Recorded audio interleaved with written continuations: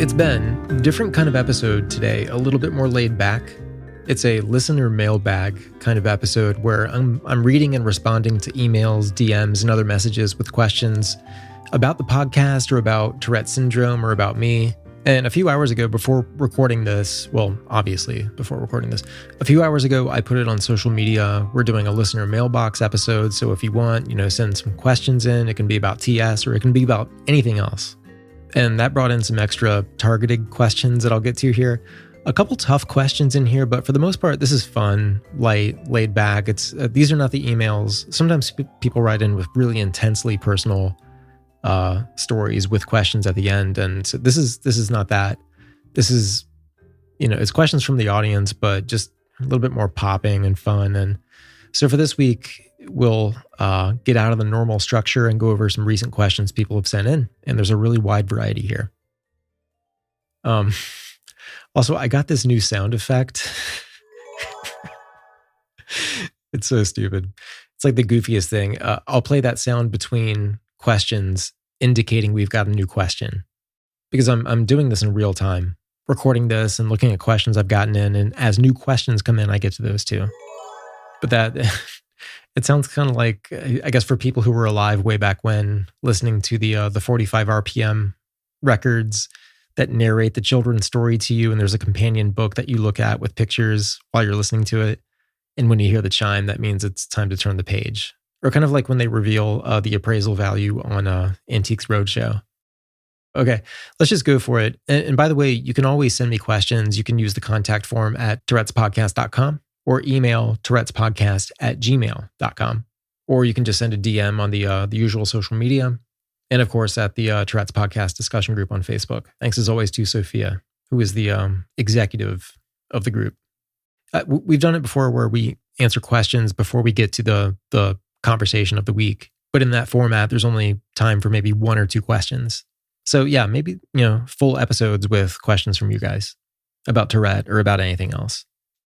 We're going to get to it and go through these, but real quick, special thank you to the Tourette Association of America online at tourette.org. That's TOURETTE.org. They are the primary sponsor of Tourette's Podcast, and they're completely here for support and connection and being a resource, and they want the podcast to live on. They don't tell me what to do. They just help. And we're actually working together on some other things. It's been great. And don't forget, check out their YouTube channel. Just search for Tourette Association of America on YouTube, and you'll find all kinds of free educational videos and webinars that they've done on specific topics for kids, for adults, parents, doctors, scientists, and certainly for the media to learn from. And I say that being a former reporter myself. It's nice to have an authentic offering in terms of education about Tourette syndrome. And that's one of the reasons they support Tourette's Podcast. Just freewheeling, unscripted conversations. So thanks to the Tourette Association of America, tourette.org.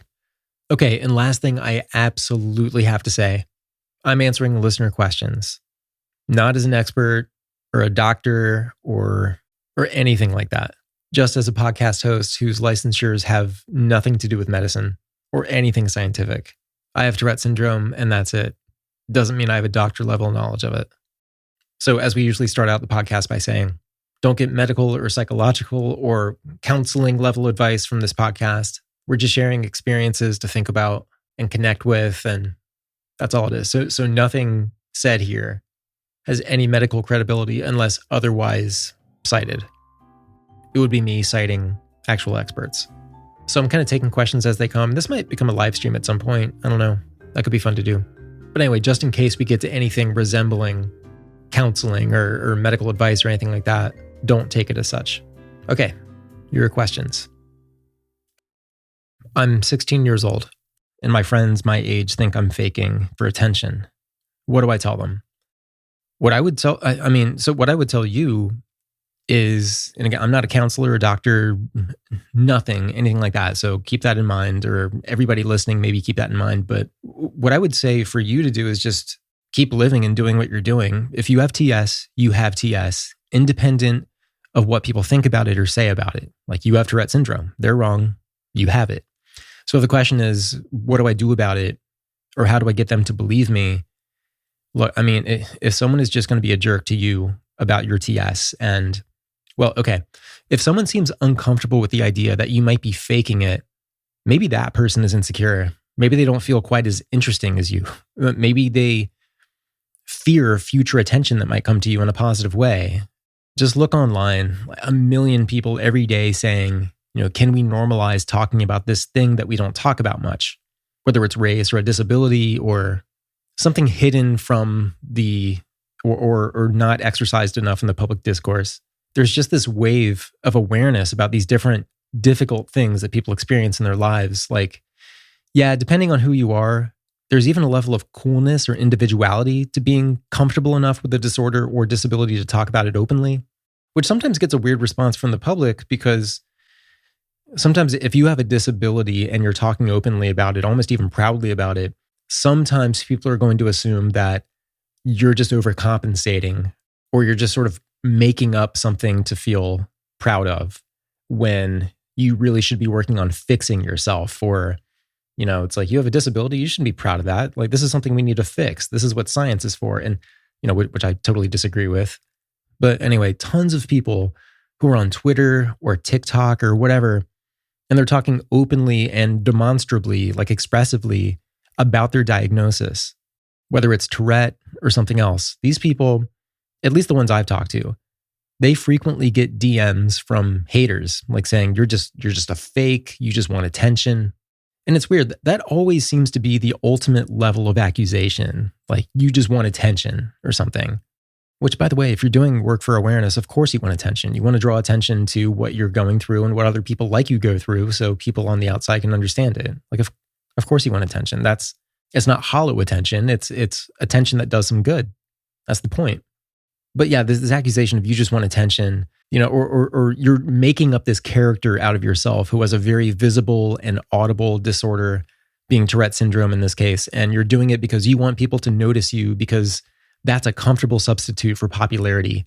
And maybe even an excuse for people to lay off the fact that you're different. Like, here's why I'm different. Maybe we can get people to lay off me. I'll just tell them I have Tourette syndrome so they know what's up. Like, people really seem to resent it when they see other people around them accepting themselves enough to share unusual aspects of their lives, like meaning unusual to the outside world, quote unquote. I'm just kind of jamming here on your question, but ultimately, what I would say, as much as people want to accuse you of faking your disorder for attention, you might figure there's an equal or similar measure of insecurity on their part, or at least under education, that they might grow out of as they experience more variety of life. And as maybe they might encounter it themselves. They might get diagnosed with something at some point that everybody on the outside doesn't understand as well as they do. I mean, that's just a hypothetical, but the change with this doesn't happen overnight. But at the same time, I know that you have things to do as well. You have your creative outlets, whatever it is that you enjoy doing in a productivity sense. Just keeping up with that. Don't let bad vibes ruin what you like to do with your day. Whether it's playing guitar, painting, just keep doing your thing, because while people are whining about whether your TS is fake, you're cultivating your talents and skills and the real stuff, like the real stuff that's going to make you successful. So while it sounds like the most generic advice to say, just keep being you, it really is the simplest way to say it. And if your friends come at you over a level of success or what you're clearly good at, what's that miserable Morrissey song? We hate it when our friends become successful. Like, that happens, but you're doing the right thing. If I veered too off course from your question, let me know. But again, simple answer. If they say you're faking it or accusing you of faking it, that's on them. They can catch up to you and they'll learn from you while they're at it. Just my opinion. And if you hear better advice along the way, go with it. I'm not sure if what I said fit where you are in life or maybe what you're observing. Anyway, that's just kind of how I feel about it. Another question here. What was the first time that you felt awkward for having Tourette syndrome? The first time I remember feeling awkward or conscious of the fact that people are viewing this negatively is when I was a kid and the local newspaper was doing a story on me being the kid in town with Tourette syndrome. So this was back in the 1980s. And I know I've talked about this before, I think, on the podcast, but I remember the photographer who came. So there was the reporter. I remember his name. I don't remember the photographer's name, but so the reporter and the photographer were there, and the photographer blew my mind because she essentially wanted to stage a photo of my dad showing me how to shoot a basketball. Like that was the picture they were going to run with the story. Staging a photo of my dad showing me how to shoot a basketball. Like I didn't know. I mean, I could play basketball. I was good at that. And if that was true and I didn't know how to play basketball or whatever, then of course, like that wouldn't make me any less of a person. But to try and direct a photo to convey to a big audience of newspaper readers that having Tourette meant I didn't know what I was doing without like parental help or something, that was the first real spike of consciousness that I had that people view me as someone who can't get by, maybe. Definitely planted a seed that led me to close off my life and not tell anybody about my TS and learn how to mask my tics and hide things, and not good. But it's the thing this community is so familiar with, the outsider's touch on what the portrayal should be. So yeah. Next question comes from Derek. What's your favorite music to listen to while working? And that's a great question because I react to music so much, and I've talked about it a lot on the podcast, like music's my background. I played music, I toured with bands, and because I react to music so much and connect with it so much, I mean, music is just so much of who I am. Because of that, I sometimes can't listen to it while I work. Like it splits my brain up too much. Makes me think about playing music and how the song was made and things like that. It makes me want to picture the band playing, or unless it's maybe some kind of like ambient music that doesn't have a discernible beat or tempo. And what I do more of actually is put on some level of noise. Like there's this YouTube channel, and I hope they're okay. I hope there's no controversy with them or anything, because I'm about to tell you the name of the channel. They have like 2 million subscribers. It's called Relaxing White Noise. That's the name of the channel. And it's just a bunch of different videos that are like 10 to 12 hours each with nothing but like hotel air conditioning noise or deep generator noise or just some droning noise to kind of fill up the atmosphere around me. It's almost like my ADHD. Well, okay. My attention is almost like a beam of light in that it goes everywhere around me. Attention on everything around me as far as my eye can see, all the way to the horizon. Everything around me that I can view is potentially something that can steal my attention away from what I'm doing. When it's raining out, that helps. And this is just me speculating about myself, but when it's raining out, that helps. Or I guess it's because maybe I'm thinking that I can go for a walk outside or something like that. My attention radar is shortened to being inside the house if it's raining, because I can't go on a walk outside. I can't, these things that are in my view are things that are inaccessible to me because it's raining. So what's left? It's stuff around me, like in my house, that can steal my attention away. But if I put on a really thick, dense noise sound, like a really bassy, like fan noise or air conditioner wall unit sound or something, it's like it fills the air around me like a barrier to other things that my mind might put attention to, away from the work I'm trying to do. Because your question was about listening to music while working. So it's like, the more I do that, the better I can focus. Almost creating these like atmospheric blinders or something so I can focus on what I'm doing. But putting on noise helps. Putting on the sound of rain actually helps. Sometimes listening to air traffic controller conversations that are archived on YouTube. You can listen to hours of just air traffic control conversations of like pilots or captains radioing to the tower about, their landing or their takeoff or something like that. It's just, I don't know, it's just droning noise. So yeah, but putting on music steals my attention away too easily. But if it's a question about what kind of music I like, it's really too broad to say. I discovered punk and indie music in the early 90s, and that's kind of where I've been ever since. A lot of garagey 60s rock. I love soul. I really like the time period in the UK around like 1987 to 1994. Bands like Stone Roses and later on Ride and Swerve Driver. I'm from North Carolina, which has a pretty rich history of noisy 1990s bands like, some of them are still around, but Superchunk and Archers of Loaf, Seam, originally from North Carolina, Magnetic Fields, also originally from North Carolina, Ashley Stove, Erectus Monotone. Polvo was a big band from the 90s here. Rest in peace to my friend Eddie. He was the drummer for Polvo. They're a favorite. Polvo, Polvo. That's like interesting thinking music, particularly the stuff from the early 90s. Anyway, I could go on all day, but I can't listen to any of that stuff while I'm trying to work. Question in the Twitter DMs here. What's your favorite movie? The Burbs. And to throw one of those awfully good movies, Rock and Roll Nightmare. Most ridiculous movie you'll ever see. Everybody always says Troll 2 is the best bad movie, but no, there's a zillion others. Rock and Roll Nightmare is my favorite. It's absurd.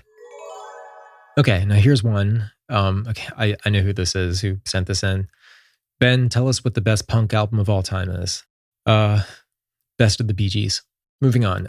Do you notice that your tics change as your diet changes?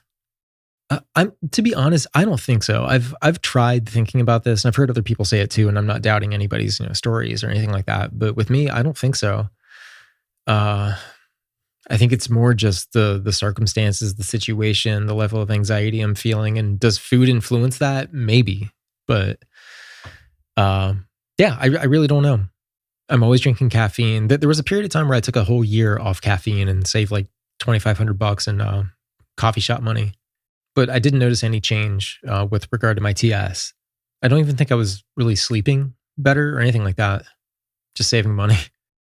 So while I have heard people say that their tics or their Tourette syndrome changes as they try different foods or cut back on sugar or whatever it is, I've never really experienced anything like that. It's all kind of been the same. Like my tics will fluctuate, but not tracking with any changes in diet. Okay, here's a question. What's your worst tic at the moment? My worst tic at the moment is one I've had for a long time, like since I was a kid. But basically what it does, it causes pain after a while. Actually, it doesn't take too long for it to cause pain. Basically, I kind of whip my head, kind of like a head jerking tic, kind of causes my head to kind of whip back and forth really quickly and suddenly. So I'll loosen my neck muscles while I do it, and then I'll tighten them really quick to kind of like pop my head in place. So it's like I whip it, then I freeze my head. And that can really cause headaches, just muscle soreness, and just doing that after a while. I mean, it can't be great for me. So yeah, it's my least favorite tic. Okay, I got a question here from Haley. Hard-hitting question, excellent question. What's your favorite color? It's hard to say because I like color contrast more than just an individual color itself. But a color I like seeing, I guess, out in the world, out in nature, is just sort of like this burnt yellow kind of color. Just something kind of nice and non-threatening, but still interesting about it. I also like a really, really vibrant red, like a super, just like pulsating looking red. Never mind. It's a horrible way to describe it. A very bright red. Thanks for that question. All right. Same questioner asks, are we living in a simulation? I don't believe we are. Okay, got one here from John L. How do you notice your tics change and evolve? And okay, I'll read this full message. I wonder what are some ways you've seen tics kind of morph and change. I know for me, I had an arm tic that started with me pulling up my arm, like if I was doing a dumbbell. Then it changed to more of a pump out in front of me, going back and forth. Now it's morphed into a shake of my wrist and then an elbowing motion. How do you notice your tics change and evolve? Yeah, so I appreciate the context for that question. With me, definitely in the past, when I've had a tic and I've had to, say, mask it because I wasn't comfortable doing it openly, I would have, like kind of like an arm stretching tic, or kind of like a thing where I'd whip my arm out so I could feel this kind of like feeling of extremity at my elbow, like I'm stretching my arm out to my side, but the elbow has to be kind of cocked inward, kind of tightly, which is, not great. But when I'm doing the tic, that's like what I'm looking for. And that looks kind of strange out in public. So what I would do is I would just kind of like add a stretching motion to it. So that kind of brought my shoulder into it. Like I was leaning kind of into or pulling away from it, or just, like I looked like I was stretching. That's what it turned into. And that's what the tic itself turned into, which by bringing the shoulder into it also kind of calls to like the chest muscles and things like that. So they're definitely, it's almost like the tic grows around my body in a way, if that makes any sense. But because I intentionally introduced something to it, like this masking repetition that I was doing. And so that's where, it's like, what's the tic? And then what's me actually doing something intentional to it versus the involuntary part of it. And I don't know. There may be an answer to that with the science community, who I definitely appreciate when they're able to weigh in and set us straight on things that we're saying and some of the questions that we're asking. Of course, the questions we're asking today are, I'm not a medical expert or anything like that. I'm just somebody with Tourette syndrome. So, John L., thanks for that question. That is one I think about a bit. I thought about early versions of my most prominent vocal tic. Like, that's it. There was an earlier version before I kind of got it down. I've been doing this tic for, like 30 some years now. It was the earliest vocal tic I remember that stuck around and was the earliest one I remember people kind of mocking and repeating back to me. And I definitely found a way to just like kind of nail it. It's almost like there were more parts of it before. And I think over time I kind of streamlined the tic to where I can get that sense of like tic accomplishment, satisfaction from it while doing less. And so that's like the weird thing of like tics are involuntary, but there is some kind of influence on what they are or how they come out. So anyway, yeah, that's a great question, John L. Okay, so Haley, the person who asked about my favorite color and whether we're living in a simulation, is back with another question that just came in. This is a good question. What's your favorite topic? Like something you could go on and on about.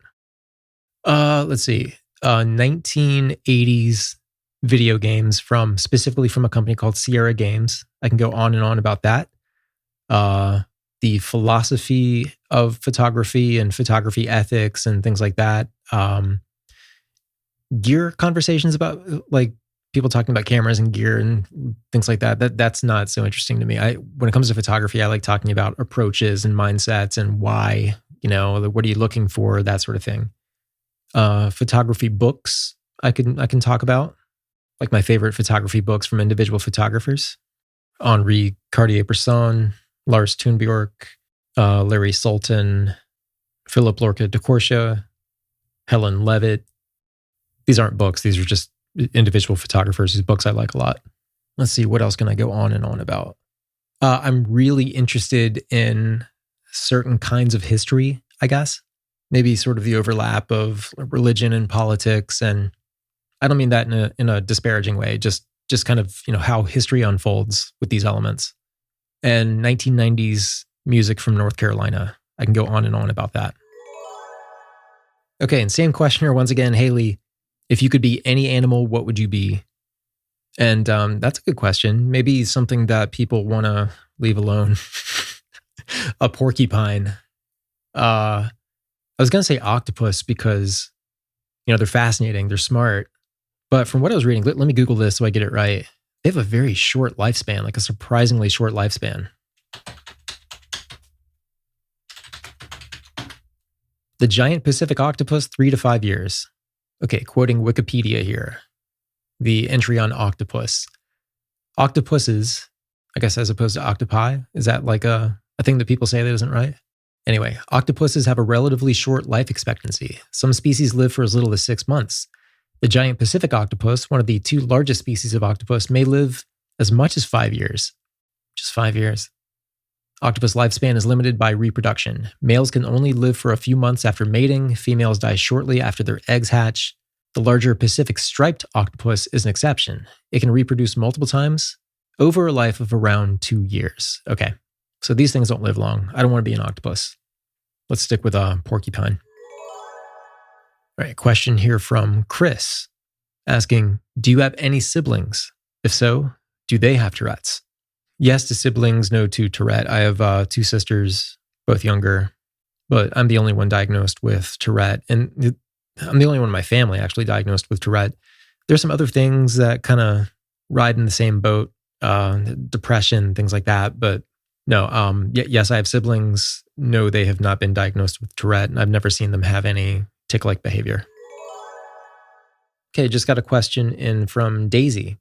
Daisy, it's great to hear from you. Say hello to Angel for me. Daisy asks, has anyone noticed any difference after the vaccine? More tics? Question mark.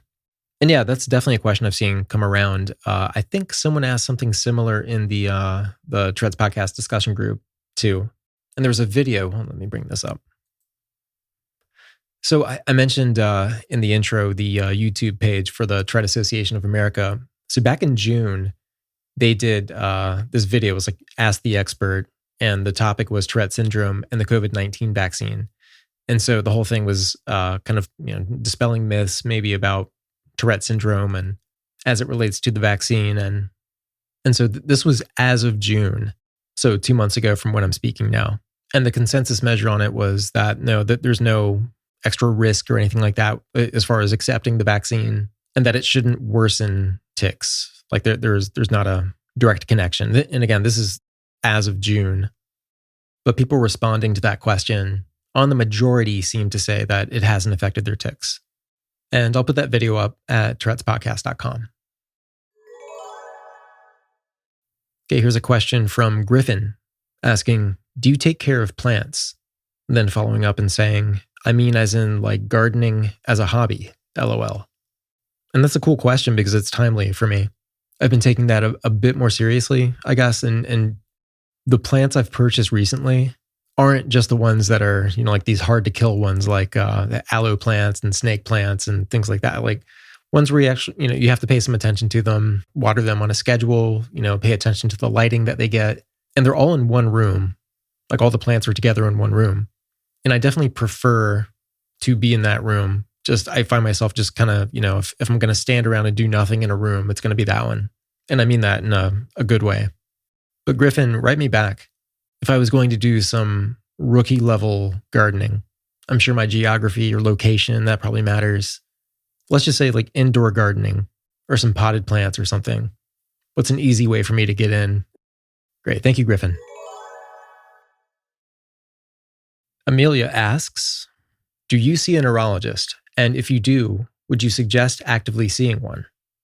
Well, for the second part of the question, I would just say, if you feel like it would benefit you, if you feel like you're stuck on something, or of course, if you want the diagnosis on paper. So for me, I don't go to a straight up neurologist. I go to 2 different doctors. There's a psychiatrist who actually does specialize in neurological disorders. And then there's a separate counselor who doesn't prescribe me anything. We just talk. But those 2 things, those 2 angles on managing, not directly my Tourette syndrome, but more depression, anxiety, things like that. But, a lot of it comes together, or often does. But yeah, I mean, if you feel like you would be benefited, then absolutely. And there also may be some research available. You can contact the Tourette Association through their website. And I believe they have a list of doctors in the area or by region who have a familiarity with Tourette syndrome. But yeah, thanks, Amelia. It's a great question. Okay, so I think this might have to be, I've been doing this kind of all day at this point. So I think this might have to be, 2 more questions for this round. This is from Brooke. If you could give one piece of advice to a parent of someone with Tourette syndrome, what would it be? Well, I'm not a parent, and so I don't know directly the experience of being a parent like in general, but from the perspective of someone myself who grew up seeing and remembering how my parents handled things and reacted to things and maybe what they thought I needed at the time. And by the way, my parents were amazing, but they were brand new to Tourette syndrome. And access to information in 1985 wasn't quite what it is today. But I bring that up because even today, I'm sure it's scary to get the diagnosis or hear a neurologist say, your son or daughter has Tourette syndrome. And so if I had to give one piece of advice, it would be to put combined trust in the roles of doctors and the research community and in the power of patients ending in NCE, patients, and the willingness of the community online and in the various discussion groups to be totally helpful and warm. There's the Tourette Association of America. There's Tourette Canada, Tourette's Action in the UK, Tourette Scotland. Hello to the support groups in Brazil and Indonesia and Australia. So yeah, I guess another answer is that, you don't have to feel isolated or feel like you have to reinvent the wheel or anything. There's a really good framework. So yeah, one piece of advice. I guess that's more than one, but thank you for that question. All right, so another parent question just came in through Instagram. It's another I'll read the full version of. I'm a parent of a newly diagnosed TS 8-year-old who attends a traditional school. Due to my own anxiety about the diagnosis and probability of kids being mean, I want to know how her school day was, especially in regards to her tics. I used to just ask, how are your tics today? And was anyone mean or tell you to stop? Because prior to being diagnosed, she complained a few times that kids were asking her to stop. But then I realized that maybe I was doing more damage than good, and I wasn't truly supporting. Now I just stick to, how was your day? But is there another way we could ask that won't come off as annoying? Or is it something that as a parent, we should just let go of and let our kids open up to us when and if they feel like it? So that's an excellent question. And again, like not being a parent, remembering my experience as a kid and what they tried with me. And again, they were amazing and supportive, and that's my evaluation of them. But there were definitely times where I would get annoyed at maybe a level of observation, maybe feeling like somebody was always on my back, asking me what I was doing or how I was doing it, or I feel like I had a pressure to be extra transparent or something because I was a concern. And I felt like that when I was a kid. Like looking back, I mean, it was just, I wasn't quite regulating myself, I guess, but it did make me want more freedom and more quietude and more time to myself.